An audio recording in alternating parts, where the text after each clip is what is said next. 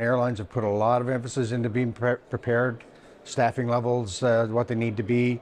So I think from an airline perspective, we're confident that we're in good shape. Where we are concerned is when we see things like strikes in Europe. French ATC is a good example of that. Unpredictable nature, when capacity has been declared, some of the challenges we saw last year in terms of airports or government services not being up to par in terms of being ready, that gives us some concern. There's also some concern around the supply chain and the availability of parts, which has been challenging to say the least for airlines. But by and large, in general, we would expect that this will be much better summer than last year.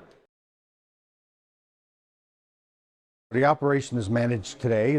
We're flying. Obviously, there's an increase planned for the summer peak, but those reductions that were planned, in particular at New York FIR and some other areas, have been addressed in advance. So we anticipate that we should be in a good place going into the summer, knowing that full well there's a huge requirement for recruitment going forward for the FAA.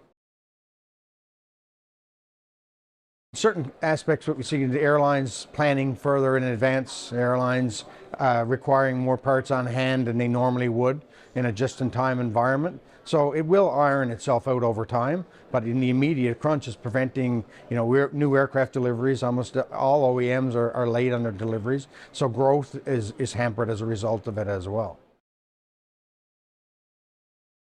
Safety is tracking well. We've our numbers, and if you compare IATA carriers, which are close to over 400 versus non-IATA carriers, the numbers speak for themselves. However, from an accident investing perspective, there is a challenge. Governments aren't fulfilling their responsibilities in terms of following up on investigations required after an accident has occurred, so that we can learn from them and we can implement them into our processes, into our audits, into our standards as we move forward to make us even safer. Aviation is the safest form of transport, and we're always striving to be better, and this is an example where governments aren't helping us.